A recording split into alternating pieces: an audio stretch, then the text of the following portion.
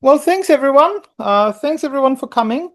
I know that this topic, as Miss Charlene was saying, has a lot of contemporary relevance. And what the reason that we called this particular lecture "The Birth of Fascism" is that we're not going to be talking about fascism itself necessarily.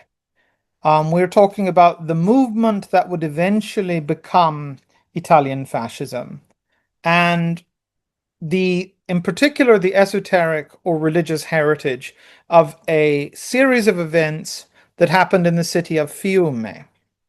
And uh, all of these things together, as you will see, give a very clear indication about the sort of politics that would eventually coagulate into the Italian version of fascism and then would be taken up by other groups throughout Europe and South America.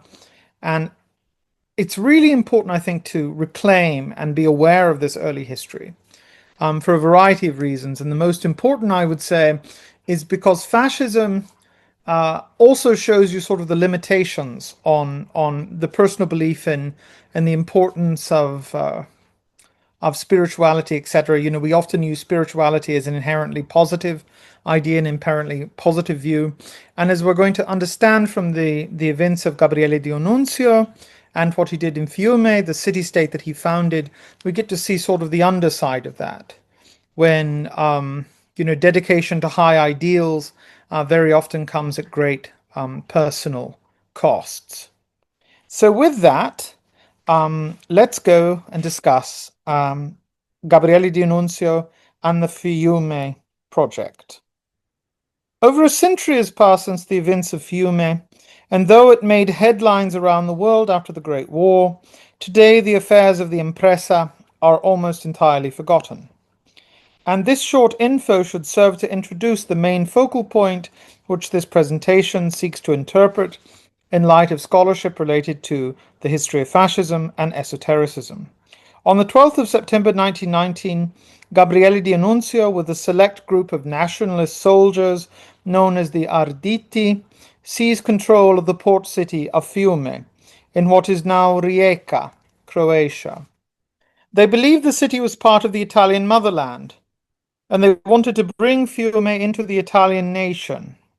Many Italians felt that Italy had been slighted by the Entente powers, and Fiume became became a rallying point for them to disrupt what they perceived as disenfranchisement. And this is essentially that after the war ended in 1918, Italy was promised the Dalmatian coast, which they never received.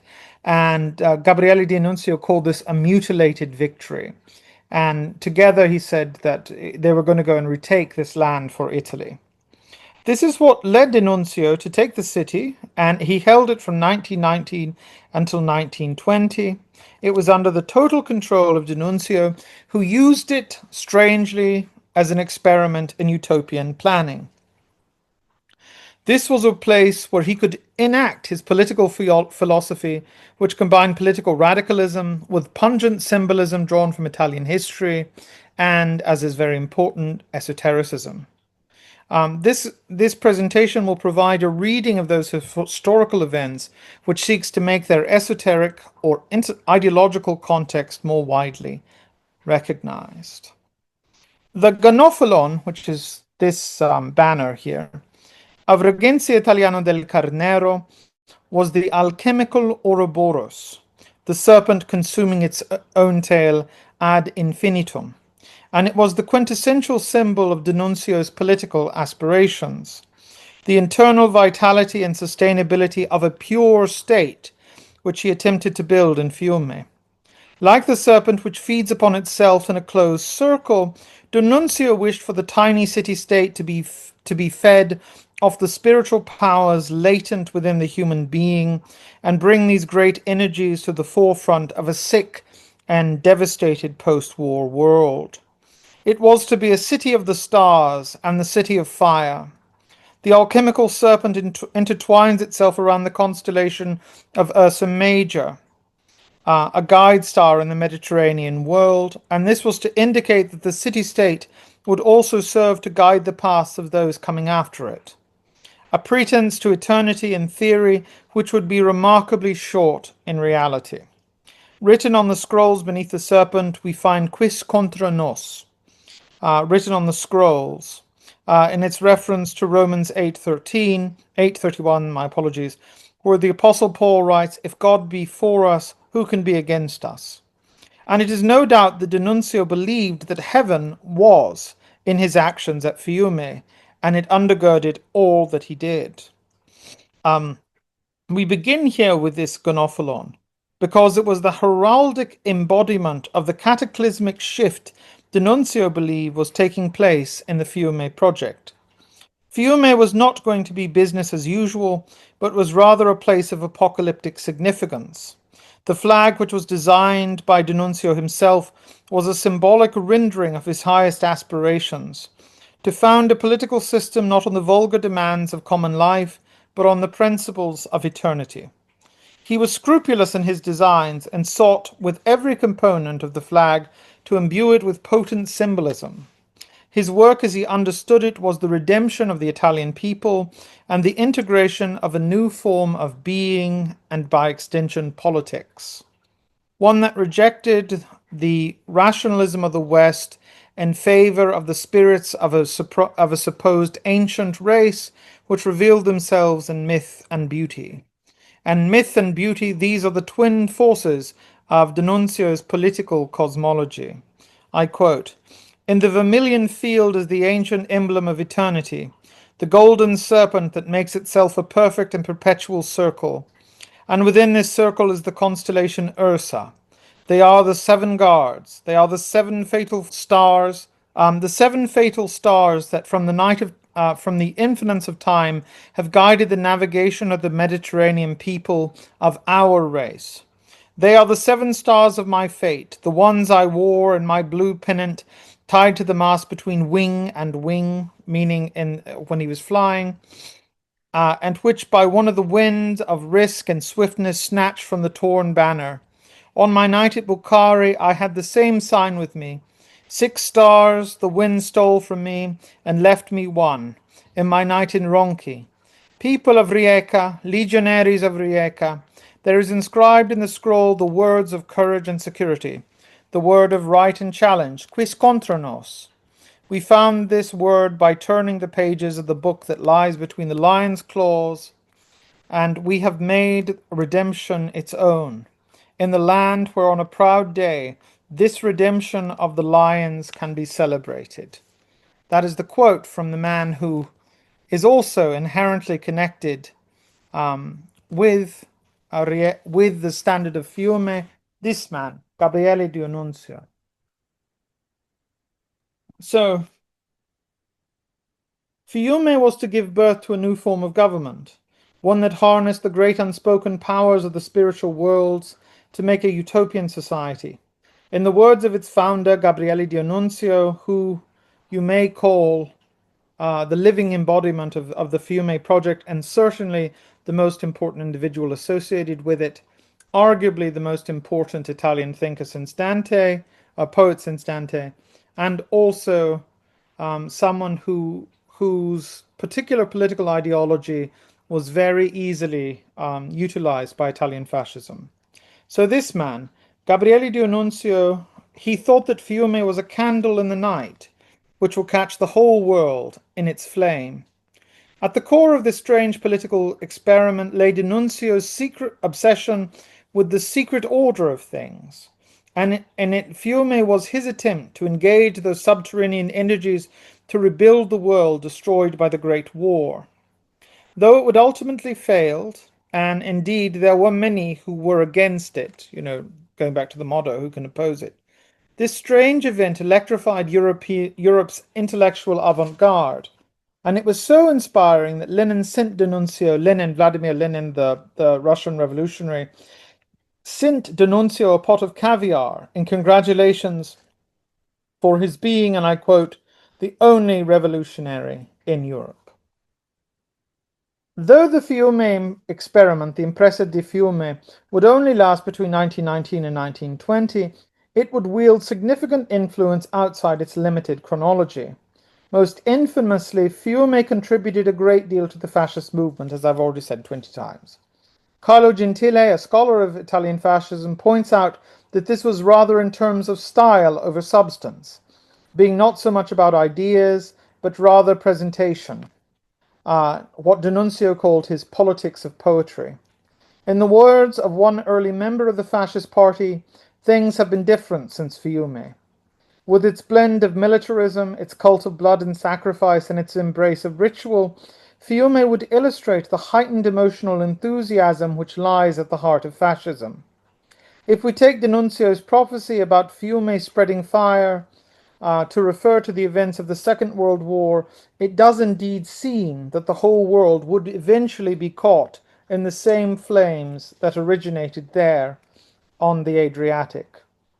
Italian fascists would quickly appropriate the aesthetic of Fiume to support their own nationalist projects, a point that D'Annunzio bitterly resented. Not one to share credit, he called Benito Mussolini a thief, a clown, and a buffoon.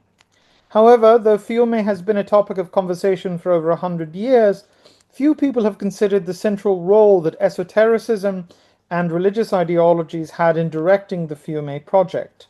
The Ouroboros once seen was quickly forgotten, and the intellectual background of Fiume was thought to be so completely foreign to politics as usual that it was almost completely obliterated in both sense of the word, meaning that people burned documents related to the project as well as the actual bombing that took place. However, in this presentation, I hope to sketch the real lineage of the Fiume project through its only leader, the brilliant, disgusting, and curious Gabriele D'Annunzio and his constitution. As I understand it, the central element in D'Annunzio's political vision, the one that he would enforce upon the citizens of Fiume, was a fundamental identification of politics with artistic creation, and his belief that both were linked to a literal occult relationship with the ontic powers of the universe. D'Annunzio is motivated by strong conviction in the existence of a correspondence-type relationship between all existence, and attempted to mobilize these forces in the political structure of Fiume. Furthermore, in his own being, as he called himself Il Vate, the poet, would become a living symbol for the new man, and far from being of secondary importance, this image and this approach to politics were central to his political success. And I quote here from Bruce Ledeen, who wrote the book about Fiume. The essence of this revolt was the liberation of the human personality, what we might call the radicalization of the masses of people who had been systematically exploited for so many centuries. The symbol of this transformation of mankind was D'Annunzio himself, and the uniqueness of his own personality was taken as living proof that such a revolution could succeed. Those who came into contact with him were invariably inspired and intoxicated by the experience, and the men who participated in the Fiume adventure were deeply moved by it, and wrote of it as if it were a spiritual catharsis. This spiritual element was of enormous importance in D'Annunzio's success, for he incorporated it into his political practice as well as his own political theories. In the end, D'Annunzio's ability to convince his followers that they were part of a spiritually higher realm in the world that made him such a potent and important political phenomenon. He thus stands as one of the great innovators of of politics, and the occupation of Fiume as one of the watersheds of the modern world. I can think of, so going back to try to introduce this person, Gabriele D'Annunzio, I can think of no better introduction to the man who was Fiume than this short paragraph from his biographer, Lucy Hughes Hallett. Gabriele, and I quote, Gabriele D'Annunzio, poet, aviator, nationalist, demagogue, war hero, was a man of vehement but incoherent political views. As the greatest poet in his own and many others' estimation since Dante, he was Il Vate, the national bard. His overt aim in coming to Fiume had been to make the place, which had a large Italian population, a part of Italy. Within days of his arrival, it became evident that this aim was unrealistic, and rather than admitting defeat, D'Annunzio enlarged his vision of what his little fiefdom might be. It was not just a patch of disputed territory. He announced that he was creating there a model city-state, one so politically innovative and so culturally brilliant that the whole drab, war-exhausted world would be dazzled by it. He called his Fiume a searchlight, radiant in the midst of an ocean of objection, and it was a sacred fire whose sparks, flying on the wind, would set the world alight. It was, as he said, the city of the Holocaust. And as we know what happened in the aftermath, that does indeed seem to be what happened. Politics became for D'Annunzio the primary way of enforcing and embodying broad and lasting beauty. He believed with absolute conviction that if the arts were released from their shackles and given their proper place in society, the result would be nothing less than a realized utopia, a living myth. And this message was captivating for many, as evidenced by the initial positive reporting about Fiume, as well as the enthusiasm that many European intellectuals and bohemians had for the project. Though apocalyptic sentiments were rampant in Europe after the Great War, in Italy the scene for political radicalism was already laid by a strong philosophical commitment to idealism and a fervent rejection of liberal humanitarianism. As Stanley Payne notes, the cultural crisis of the fin de siècle had a greater impact in Italy than most other lands. Italian philosophers vied with those of Germany in leading the anti-positive revolt on behalf of neo-idealism. While Italian social scientists and theorists such as Mosco Pareto and Scipio Sichele were international leaders of the new elitist and anti-parliamentary doctrines, nowhere in the world would there be more vehement opponents of bourgeois culture, liberalism, humanitarianism, and pacifism. The corollary of aggressive nationalism was held to be a strong elite leadership and imperialism. And really that is the core of why fascism emerged in Italy, was this intellectual culture combined with this robust image of the public role of the poet, which D'Annunzio exploited. In the short life of Fiume, it hosted radicals from across the continent, and it continued to be a source of inspiration for some anarchist groups, at least in the 1940s. There are some today who consider it to be sort of exemplary. And as I've said, we have the inclusion of Vladimir Lenin, who was quite enthusiastic for the Fiume project and spoke about. D'Annunzio, in addition to his beliefs about the dangers of humanitarianism, the dangers of liberal democracy, etc., was also profoundly interested in esotericism and what we might call the occult. D'Annunzio had a lifelong interest in the occult, writing articles on the Kabbalah, Martinism, numerology, and spiritualism, as well as the power of prophecy. In 1887, in an article on La Santa Kabbalah, the Holy Kabbalah, he makes this profound statement. I am an ardent novice in occult science. I've been living in another world for some time. However, it would not be long before he would manifest on the earth the contents of his inner spiritual world in one of the most dazzling and bizarre coups ever attempted. Esotericism was for D'Annunzio a field of human knowledge that he actively, perniciously, and throughout his life studied. As he writes, the arts of the scienza occulta for D'Annunzio were alchemical, in that they transmuted the harsh world of the everyday and gave it a numerous quality by mixing religion with what he would call the sensuous. A che mescola religione e volta. What is more, since both the material world and the world of artistic creation were governed by the same primal ontic forces, it was here that human improvement might be most dramatically undertaken.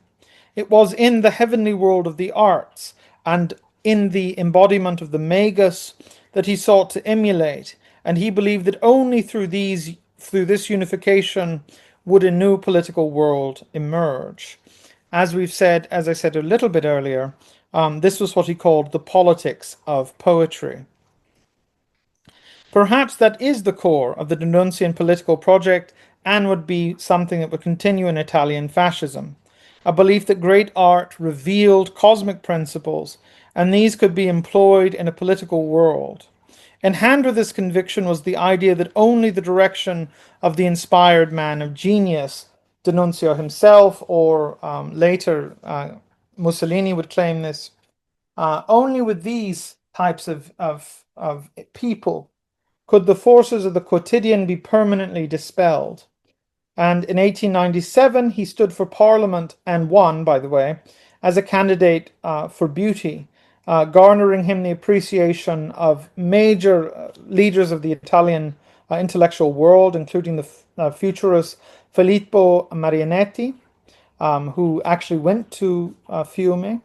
And D'Annunzio declared without abandon, I am beyond right and left, and I am beyond good and evil. And these dark words foreshadow the reckless violence that D'Annunzio would enact in Fiume. And they point us to a distinct intellectual milieu and set of principles which needs to be better addressed by scholars. And this is why I'm so interested in this particular, the significance of the Fiume story.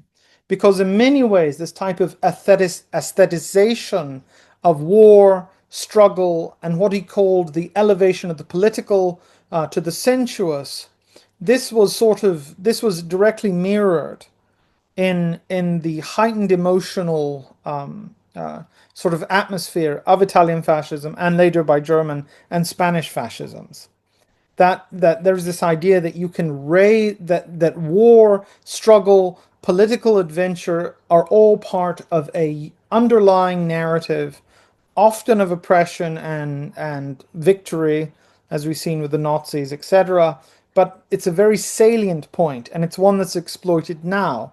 This tend to narrativize and dramatize political events, and to see positive and negative actors in a coming revolution. It's all very innate to how fascism worked, and it has its first real representation here. And actually, D'Annunzio's fascism was in some ways stronger intellectually, meaning, it had a idea of being totally encompassing, more so than Mussolini's, and this is why he disagreed with him so often. But it's a bizarre thing, really. Though D'Annunzio had been engaged in serious study of the cult, it was really after his famous flight over Vienna in 1918 that his messianic pretensions came to the forefront. After suffering a crash, D'Annunzio lost sight in one of his eyes, which he would cover from a plane crash. So he lost sight in one of his eyes, and he would cover that from time to time with his signature monocle, as well as his eye patch, which you can see on the left-hand side. And though he was afar from a friend to the north, he often railed against what he saw as the primitivism of Germanic culture and of the dominance of the Germanic peoples, meaning particularly Britain, Germany, and the Anglophone world. He believed that he had a strong connection with the god Odin, and he actually talks about himself as embodying Odin after this crash. And all of this, the idea of secret wisdom, that he had something taken from him, and he often used this image that he was blinded in one eye so he could see the new world, or as he says, so with my loss, I was awakened to my destiny and the destiny of the Italian race.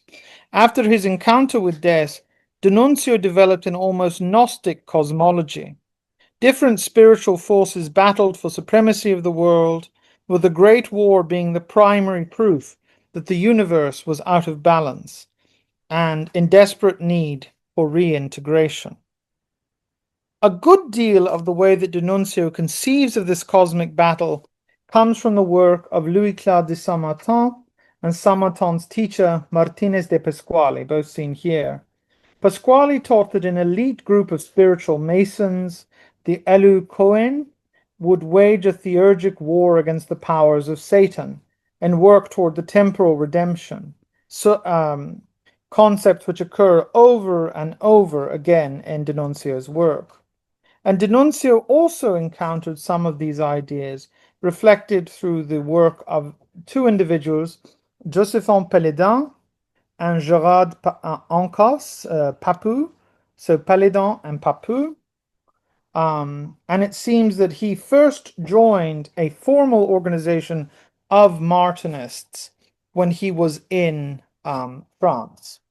Now, with that, I think that I will say a little bit more about why these two individuals are so important for D'Annunzio. So we should talk about these two specifically. These two, Pélédan and Papou were two of the most central figures in the second movement of the occult revival in France.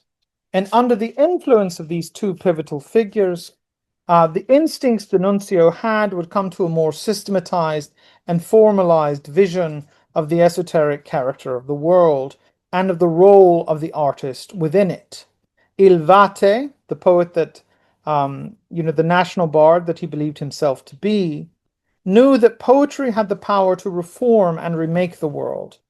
But it was in this salient atmosphere which linked art with spiritual vitality that he really embodies the two visions of Papou and Pélédan. Though it is not clear exactly how much time D'Annunzio spent with either of these two figures, we do know that he was at least an occasional presence in their art exhibitions, where he met Pélédan at several gatherings of the symbolists, as well as at writers' circle throughout his time in the French capital. He was fleeing, by the way, creditors. D'Annunzio had a lifelong issue with living beyond his means, and he'd moved there to sort of avoid bankruptcy and being taken for many of the things that he owed in France. So during his time in the French capital, it has been a remarkably difficult thing to track down the extent of their relationships, especially given the public attention that would have been given to this circle. Some of the obscurity may come down to the wish by some members to keep their events private, and I actually know this to be a fact. And the frequent use of pseudonyms and initiatory titles was often how they referred to each other, and those make it very difficult for someone today to really say who was who. Pélédan certainly made no attempt at hiding his own affiliation with the groups, using the initiatory title Tsar Merodach for most of his work until 1900. The other, more likely scenario may have come from D'Annunzio's fascist afterlife, which would not have appealed so much to the post-war French historians who were interested in separating Pélédan and Papou from the emergent events of radical politics. But I'm going to leave that for the time being. If it is true that imitation is the sincerest form of flattery, then plagiarism must surely be taken into account. And to fully understand the esteem that D'Annunzio had for these two writers, the reader should know that D'Annunzio plagiarized greatly from both Papou as well as Pélédan. He was eventually called out for this, and it garnered a fair bit of publicity, appearing in the 1908 edition of the New York Times. D'Annunzio is fascinating by the teachings of Pélédan and Papou and the way that they were able to combine religious mysticism with the decadent aesthetics of Nietzschean values, and he had imbibed all of this during his time in Paris. In Pélédan's writings, there is that luxurious sentiment that art, religion, and politics were all part of the same spiritual sphere. And I quote, "In Pélédan's religion of art, reality, beauty, and truth formed the Holy Trinity, respectively expressed as intensity, subtlety, and harmony. These are not just abstract notions. As we find out, he is in fact referring to mundane reality as the equivalent of God the Father. But once that is rejected, and it is expressed artistically through beauty or life or the sun, this leads to the unification of reality and beauty. and one can quickly understand that the appeal that Pelidon and Papou's ideas would have for the candidate of beauty, D'Annunzio himself. In fact, as one of D'Annunzio's critics would claim, in an open letter alleging D'Annunzio's plagiarism, there was nothing in D'Annunzio that was not already found in Pelidon. It would, of course, be interesting to find out Pelidon's own reaction to these accusations, but as of yet, nothing has been found. He being D'Annunzio, would retain his affiliation with both Pelidon and Pelidon's Neo-Martinism throughout his life. And his name was in the movement was Ariel, which he took from Shakespeare's Tempest. And new research shows that he was especially involved with Martinist groups and those affiliated with Papou and Pelidon in Trieste. And it was incredibly important, really. I would argue that these are the things that really gave his life all of the form that it had. His enthusiasm for Pelidon especially is evident as D'Annunzio borrowed immensely from Pelidon's particular image of the Grail. And the Grail for Pelidon sort of becomes the image at which God the Father, meaning the mundane world, God the Son, the artistic, and God the Holy Spirit, the unified world, come in one singular representation. And in Fiume, after 1919, Gabriele D'Annunzio actually does a ritual where he says that Fiume is the city of the Grail, and they had this ritual that went on for, I think, 4 hours, where people wore masks and they read from Louis Claude de Saint-Martin and invoked the power of the Grail. However, D'Annunzio would also bridge the occult ideas promoted by Pelidon and Papou and combine them with the writings of this individual, Georges Sorel. Although Sorel could be thought of as an esoteric thinker in his own right, though never as explicitly as D'Annunzio, and he was not involved in the same circles D'Annunzio was, he promoted Sorel promoted something that he thought was a form of syndicalism, which we'll talk about more specifically in a few moments. But this idea that if you have unity of people based on economic, shared economic affinities, then this would create a society in which intellectual power would bloom. So, and more specifically, Sorel was very well known for defending violence and talking about the power of myth and the neededness and the needfulness of violence in bringing about mythical times, both of which was very inspirational to D'Annunzio, who promoted what he saw as the only valid form of syndicalism, meaning his highly spiritualized form, with one which focused not on the economics necessarily of industrial positions, but rather on the spiritual caste of the worker. Ever the modest writer, D'Annunzio claims, I have surpassed Sorel 10 times over. Okay. Though D'Annunzio would enter Fiume on 12 September 1919, one can say that his spirit had already been dwelling there since the end of the Great War. In an essay from June 1919, Pina Costa d'Italia, D'Annunzio writes about the special significance of the redemption of the city would have for Italy, using a famous passage where Jesus breathed on the disciples after the resurrection and told them to receive the Holy Ghost. In a similar way, D'Annunzio says that his living breath would completely revitalize Fiume and the Italian state. And we know at least at one point when he was writing to someone who was currently living in Fiume, he said, I've breathed on this letter that you may receive my breath there. And although there is a tendency to see these as only, sort of a literary allusions, I don't think that's the case.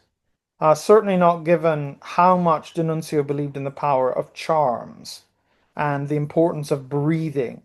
So all of this was, it was all part of this. And this spiritual quality, when it was D'Annunzio's embrace of the spiritual, when it was convenient for him. Sometimes he tried to present it as a completely, rational project. that separated him from the other promoters of vulgar economic revolutions. And D'Annunzio wanted nothing less than reform the entirety of the human person through a reuse and a reimagining of the political. This spiritual call would be central to his ultimate decision to redeem Fiume and bring it into the Italian patria.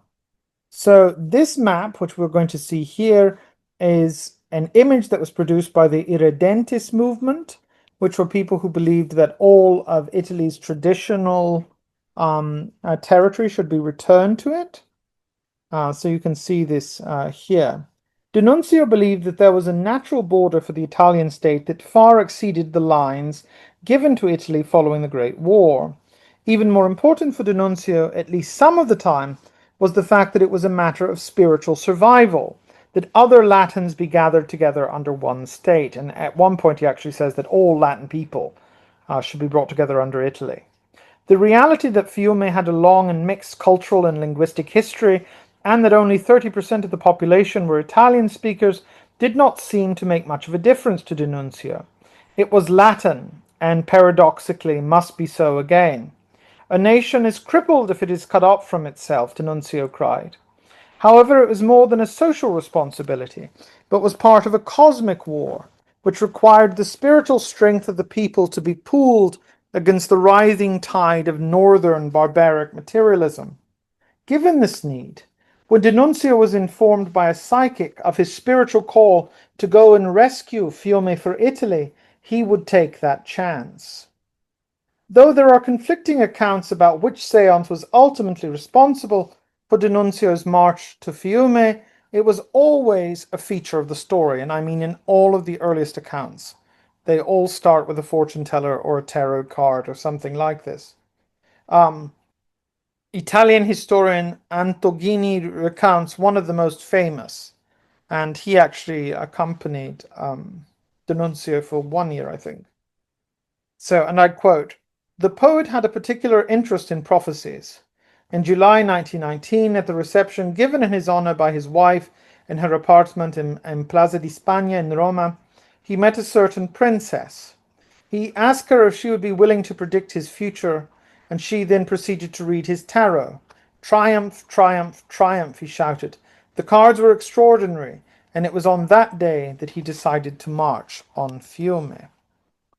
Though at certain times there would also be given credit to the Venetian sorceress Giovanna di Trinca for the actual origin of his decision to go to Fiume, it is with this background that we understand that he made the decision. He used the occult as a way of fashioning divine election and to rely on something that was extracorporeal to support the impressa. We know that he did at times doubt the discoverability of the secret forces that he searched for and claimed to exist. And at one point, at the end of Fiume, he says that the spiritual cannot know the political. But that was also a minority opinion with him, really. And this has been an opinion of other historians who have considered the impressa, that it was primarily related to rational goals. But I don't share this view. D'Annunzio's great passions always came to the surface, and his passion for the occult and the hidden, the secretive and the spiritual really did survive with him longer than any of his myriad mistresses. And we could talk about how many mistresses he had because that's an entire story on itself. So let's go with this. So in his red Fiat 501 TF, seen here, it was filled with flowers. D'Annunzio loved flowers. He would drive from Venice, from terraferma in Venice, across Trieste, and finally arrive in Fiume. But what I also, so this is sort of a strange thing again, because my point in the article was to show that Fiume was this sort of product of a very long history of esoteric ideation and trying to interpret politics esoterically. And my argument is that Italian fascism sort of takes in some cases, the after effects of this highly intellectual idea and sort of flattens it out or rationalizes it, if you can say that at all, about either Italian or German fascism. But with that, and considering that the original goal of this talk was to introduce that, I'd like to talk about a few of the individuals who were very important to D'Annunzio and to his work in Fiume. These particular images, this is from 1919. He called himself the Duce, which Mussolini would also take on. There's a famous story where he's driving across and he's stopped by Italian troops and he says, "Shoot me." You know, he's wearing all of his war medals because he was a war hero. And they were like, D'Annunzio, you're not allowed to enter Fiume. He says, "Shoot me." And right here is the city hall of Fiume, which was the main place where he did all of his governance. And this was actually the area in this upper floor where they had set up something like a altar to the goddess Diana. So this is all going on. And as you can see here, the politics of spectacle, to use George Moss's phrase, you can see. And D'Annunzio a Fiume, the way he entered Fiume, and you see here all of the Italians. And this had tremendous widespread public support. I don't know why that came out so blurry. But this was sort of the uniform that he had, and he often wanted to depict himself on mountainsides, going back to the image of these sort of Dalmatian prophet kings, which was often it's actually a southern Slavic cultural image about, you know, the prophets who live on the top of these mountains, who go forth and tell spiritual messages for the people. So we have that. But one of these individuals that he was so indebted to, particularly in terms of esotericism, was Luisa Marchesa Casati Stampa, who was arguably, well, I mean, let's just spend a little time with her specifically. So she was called by Jean Cocteau as the most beautiful serpent in the earthly paradise, and she was a complete figure of her time, and she was arguably one of the most significant liaisons that D'Annunzio would have. D'Annunzio called her the only woman who had ever fascinated him, and together with her they studied most of the classics of the Western esoteric tradition, including the works of Paracelsus, and they participated in high magic, the use of grimoires. And in their letters, the two lovers displayed the complete confidence in what they called the unseen power of the universe, and their fervent belief that they could harness this power for the creation of a better world, or at the very least to get what they wanted. And as I said earlier, when D'Annunzio kept his name Ariel, and he signed his letters to her as Ariel, she would also be sort of instrumental in bringing some of the early thinkers of Italian fascism in with some of the conversations that were going on in the avant-garde, she and the Italian futurists. So that's another side of the story. In particular, Luisa Casati was rumored to participate in noxious and satanic rituals. And one of D'Annunzio's friends said that he learned to love blood through his encounter with Casati, whom he named the divine Marchesa, and he named her after the French writer, the Marquis de Sade. She even earned the moniker Madame Night, which I think is one of the side comments from this particular picture. I think that's one of the other titles. And she was completely and overwhelmingly in touch with many of the most avant-garde thinkers of the Italian intellectual sphere. She introduces D'Annunzio to many of these. This is the place where this was her house, which is still in Venice. You can go and see. This is now the Peggy Guggenheim Art Museum.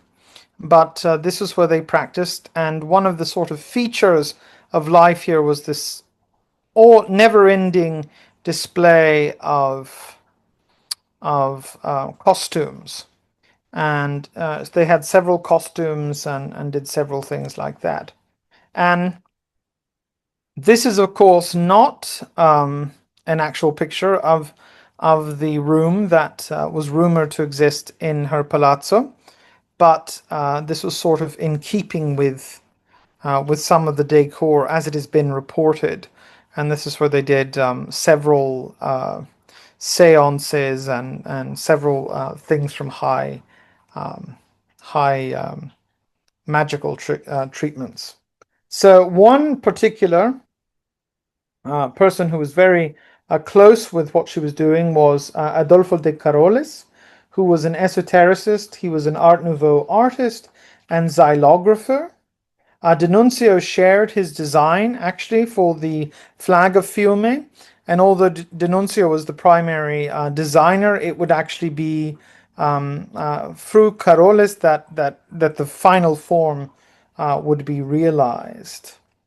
So, however, though he may have been fascinated by the Marchesa, he could not stay with her, and his central role in esoteric Venice, really she was the center of Venice's esoteric world, came to a close. And I just want to end with this. An interesting note about the death of the Marchesa, which showed the central inspiration that she had taken from esotericism, bears reporting. And it was rumored that she died actually while attending a seance. And D'Annunzio actually talked about that being his ideal death, but he didn't get it. At any event, by the first week of 1919, with this esoteric inspiration, he garnered in Venice and Paris. He continued to write to her, but they never saw one another or did not see each other for many times after.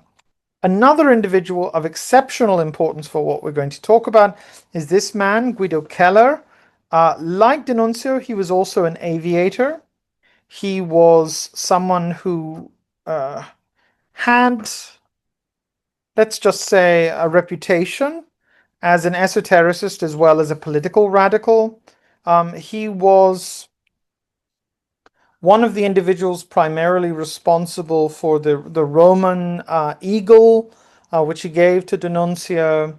He was also bisexual and advocated practicing sex magic. And actually, very early on in the Fiume project, these types of ritualistic orgies were actually undertaken by him. He also produced one of the first European magazines of yoga, which was specifically related toward the power that yoga had for emerging political movements. And this, of course, we know would be something that is also continued in the reign of Mussolini's Italy. I'm also working on a piece right now about his own esoteric vision. It's related to his view on flight. And I really would love to talk, if anybody ever wants to hear it. And I can talk unendingly about the connection between early flight, the Zeppelin, the aeroplane, etc., and how that was interpreted by esoteric groups. But he's a fascinating figure, arguably the right-hand man at Fiume, and he would continue to spread these radical political ideas across the world. However, it's with this individual that esotericism, syndicalism, and really we didn't talk that much about Freemasonry, although it's in the article.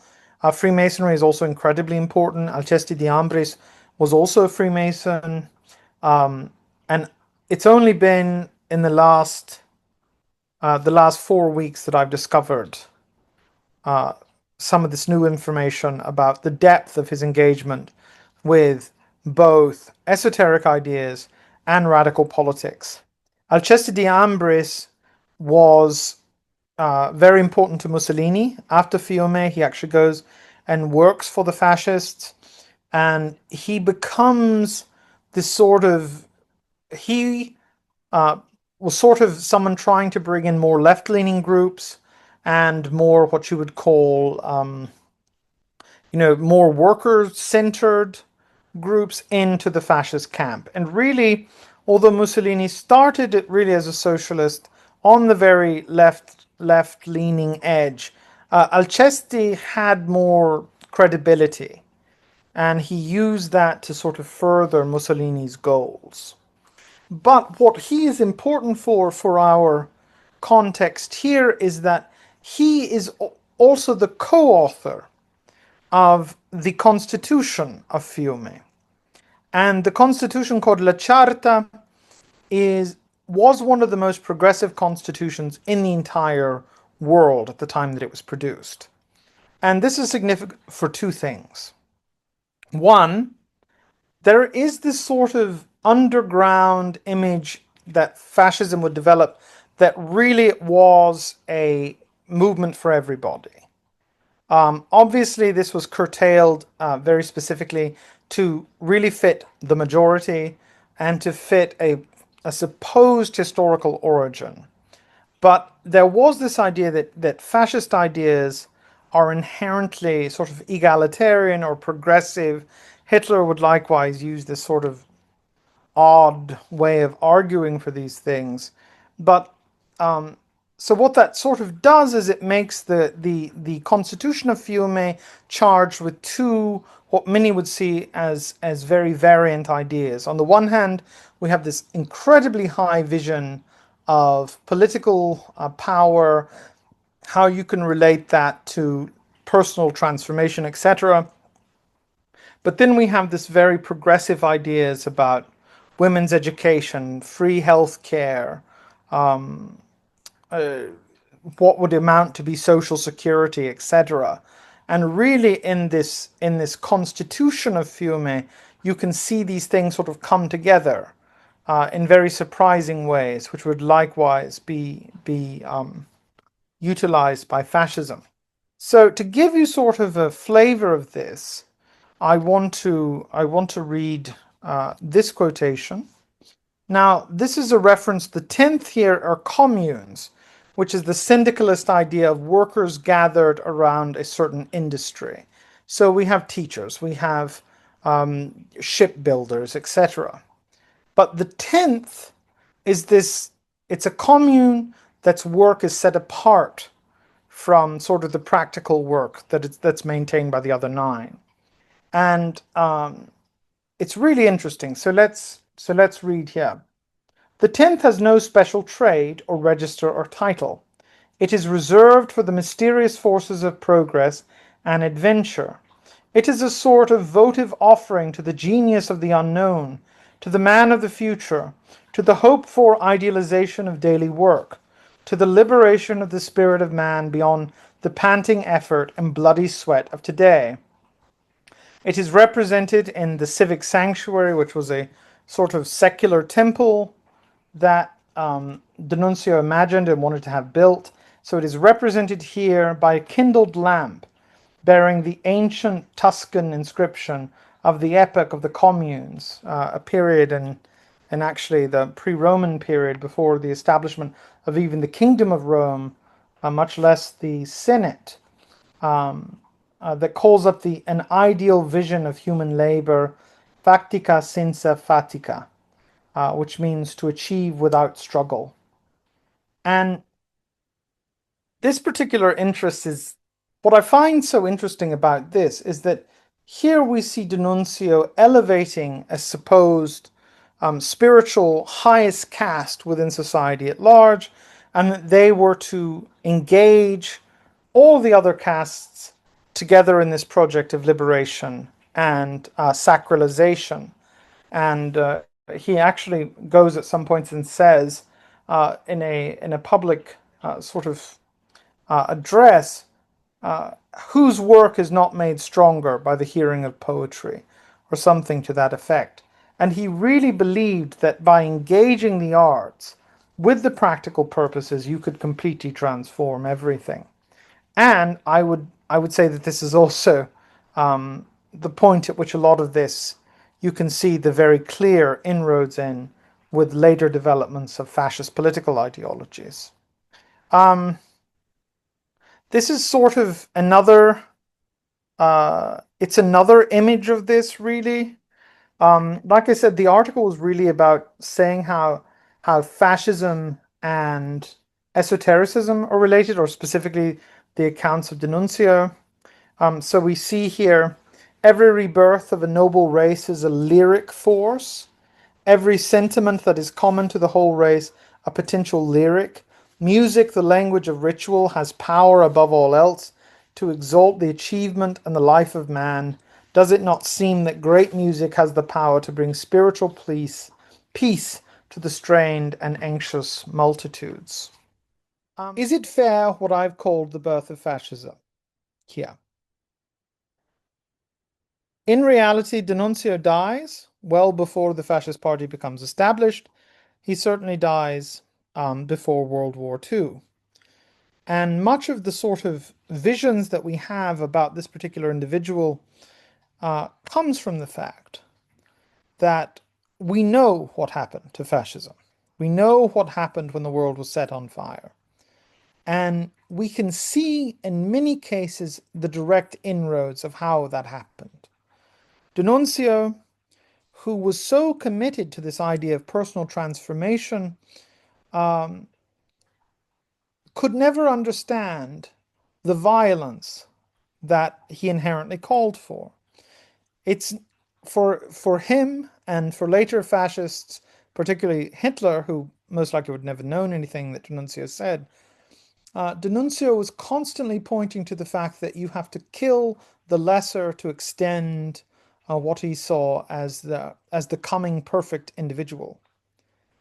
And that language, combined with the ritual aspect of fascism, the celebrations of music, of public poetry, of marches, all of that started with D'Annunzio. I mean, so basically, the Fiume is an independent state with 16 months, and there was something like 200 public marches. And these are the ones that we know about. These are the public ones, not in addition to the unofficial ones, which were combined with music, public quasi-religious rites. At one point, a white-robed priest throws it was wine, but there were many people who thought it was blood, and throws blood on these, young men, probably 22 to 30, who had formerly been in the second or been in the first war. So he throws blood on them and he says, "Okay, you are the sacred who will die." And that love and celebration of death, which for D'Annunzio, death was always allowable because it meant something else. But as we know, that's not often the case. And he was someone who was able to force people to sort of come to well, not sort of. He encouraged people to completely try to reject what they had as the quotidian and the everyday, and to embrace the spiritual, and to embrace the spiritual not in a personal sense, but in this national, racially based vision. And while it was very inspiring, it obviously worked out very badly in the context of the Second War. So what do we do with D'Annunzio? This is a question that I ask myself very often. Because D'Annunzio, I am both fascinated by him and repulsed by him. He had vile ideas. He was a warmonger. He was capable of tremendous artistic output, and then also of the most brutal sort of racializing. I mean, he's an odd figure. And even though he himself was not as a fascist, and in many ways, fascism was certainly D'Annunzio and it borrowed a lot of things, but he was also opposed to a lot of the developments in fascism. So what do we do with him? And I ask that as much as someone who's trying to answer that as a historian who's looked at this. I don't really know. But I think that, and I'm even hesitant to say this, but I think that and I don't hopefully this isn't coming across as a political statement, But I think that any time we find political movements who make extensive use of a sort of the language of a higher spirituality, this is often quite problematic. And actually, as Carl Jung was writing around the same period, certainly in reference to what was going on in Fiume, whom many of his friends and associates went down and supported, by the way, he talks about it's very difficult to maintain the power of an individual in a society that is overwhelmed by spiritual passion. And I think that, we've had 4 weeks of discussing pietism, and this is sort of the inversion of that. What do we do with D'Annunzio? That's a question. He certainly dies before World War II. And much of the sort of visions that we have about this particular individual comes from the fact that we know what happened to fascism. We know what happened when the world was set on fire. And we can see in many cases the direct inroads of how that happened. D'Annunzio, who was so committed to this idea of personal transformation, could never understand the violence that he inherently called for. It's for him and for later fascists, particularly Hitler, who most likely would never known anything that D'Annunzio said. D'Annunzio was constantly pointing to the fact that you have to kill the lesser to extend what he saw as the coming perfect individual. And that language, combined with the ritual aspect of fascism, the celebrations of music, of public poetry, of marches, all of that started with D'Annunzio. I mean, so basically the Fiume is an independent state with 16 months, and there was something like 200 public marches. And these are the ones that we know about. These are the public ones, not in addition to the unofficial ones, which were combined with music, public quasi-religious rites. At one point, a white-robed priest throws, it was wine, but there were many people who thought it was blood, and throws blood on these, young men, probably 22 to 30, who had formerly been in the First War. So he throws blood on them and he says, "Okay, you are the sacred who will die." And that love and celebration of death, which for D'Annunzio, death was always allowable because it meant something else. But as we know, that's not often the case.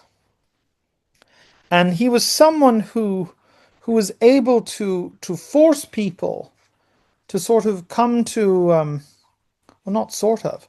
He encouraged people to completely try to reject what they had as the quotidian and the everyday, and to embrace the spiritual, and to embrace the spiritual not in a personal sense, but in this national, racially based vision.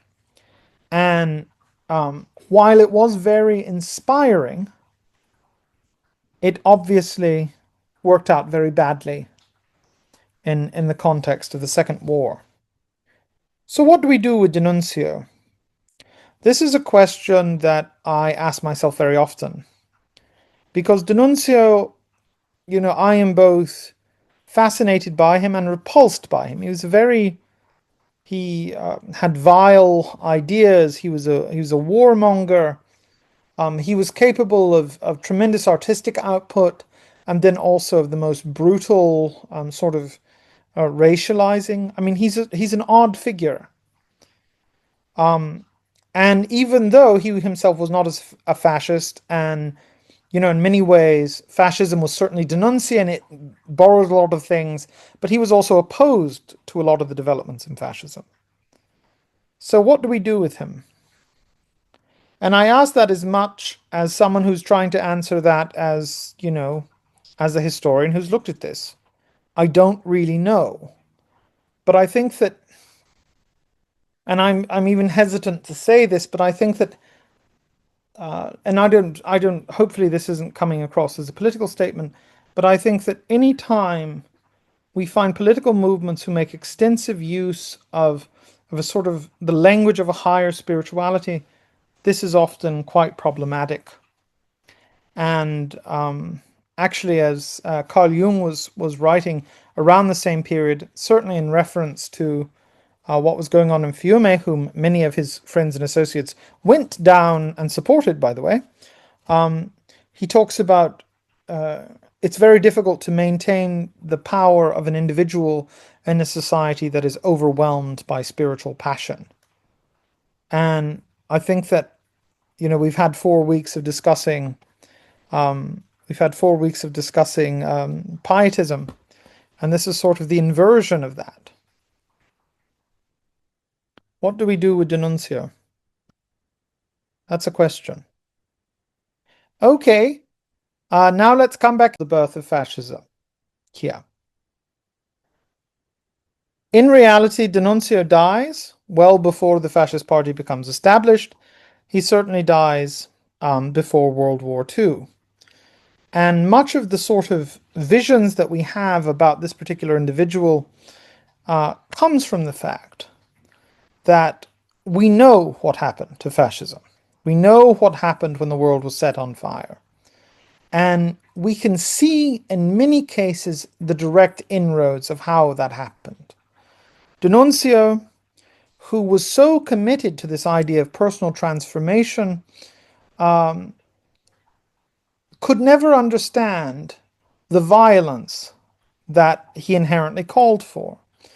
It's for him and for later fascists, particularly Hitler, who most likely would never known anything that D'Annunzio said. D'Annunzio was constantly pointing to the fact that you have to kill the lesser to extend what he saw as the coming perfect individual. And that language, combined with the ritual aspect of fascism, the celebrations of music, of public poetry, of marches, all of that started with D'Annunzio. I mean, so basically the Fiume is an independent state with 16 months, and there was something like 200 public marches. And these are the ones that we know about. These are the public ones, not in addition to the unofficial ones, which were combined with music, public quasi-religious rites. At one point, a white-robed priest throws, it was wine, but there were many people who thought it was blood, and throws blood on these, young men, probably 22 to 30, who had formerly been in the First War. So he throws blood on them and he says, "Okay, you are the sacred who will die." And that love and celebration of death, which for D'Annunzio, death was always allowable because it meant something else. But as we know, that's not often the case. And he was someone who was able to force people to sort of come to, well, not sort of, he encouraged people to completely try to reject what they had as the quotidian and the everyday, and to embrace the spiritual, and to embrace the spiritual not in a personal sense, but in this national, racially based vision. And while it was very inspiring, it obviously worked out very badly in the context of the Second War. So what do we do with D'Annunzio? This is a question that I ask myself very often. Because D'Annunzio, I am both fascinated by him and repulsed by him. He had vile ideas. He was a warmonger. He was capable of tremendous artistic output, and then also of the most brutal sort of racializing. I mean, he's an odd figure. And even though he himself was not a fascist, and in many ways, fascism was certainly D'Annunzio, it borrowed a lot of things, but he was also opposed to a lot of the developments in fascism. So what do we do with him? And I ask that as much as someone who's trying to answer that as, as a historian who's looked at this. I don't really know. But I think that, and I'm even hesitant to say this, but I think that, and I don't, hopefully this isn't coming across as a political statement, but I think that any time we find political movements who make extensive use of a sort of the language of a higher spirituality, this is often quite problematic. And actually, as Carl Jung was writing around the same period, certainly in reference to what was going on in Fiume, whom many of his friends and associates went down and supported, by the way, he talks about it's very difficult to maintain the power of an individual in a society that is overwhelmed by spiritual passion. And I think that, we've had 4 weeks of discussing pietism, and this is sort of the inversion of that. What do we do with D'Annunzio? That's a question.